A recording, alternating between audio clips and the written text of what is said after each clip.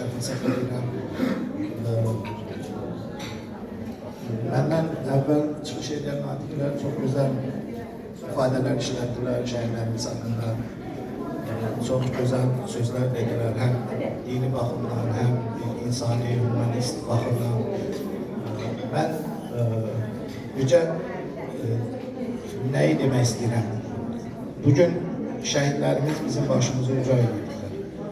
Bugün şəhidlərimiz bizim sözümüzü ötkəm edirlər.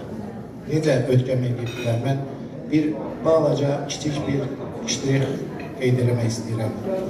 Dünənləri Tacikistanın paytaxtı Düşənbədə möhtərəm prezidentimiz MDB dövlət başçılarının samitində iştirak edirdi və samitdən əvvəl Rusiya Federasiyasının prezidenti ilə görüşdü. Və yəqin ki, artıq çox adam məlumdur ki, bizim münasibətlərimiz təyyarə hadisəsi ilə, təyyarə qəzası ilə bağlı biraz, necə deyərlər, Rusiya ilə soyuqluq var idi. Və dünənləri siz gördünüz, Putin orada cənab prezidentdən üzr istədi. Azərbaycan xalqından üzr istədi. Bu,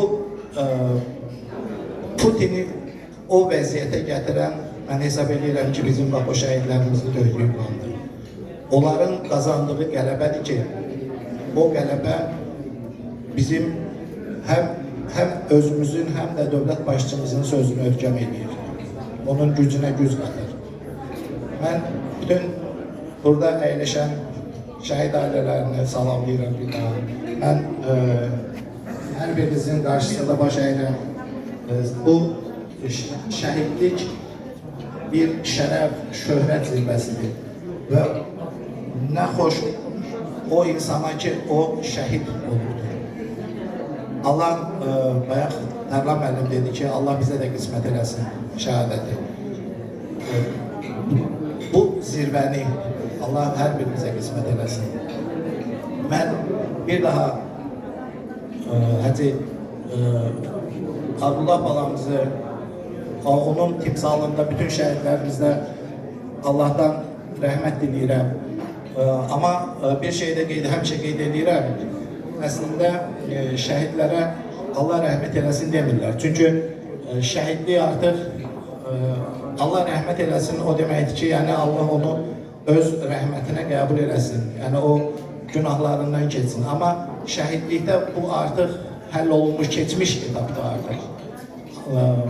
Adətən şəhidlərə şəhadətin mübarək deyirlər. Amma bununla belə mən yenə də bütün şəhidlərimizə Allahdan rəhmət diləyirəm və bütün şəhid ailələrinə, necə deyərlər, onların torpağı sanı, ömür, onların əzizlərinə səbir arzu edirəm. Təşəkkür edirəm bir daha.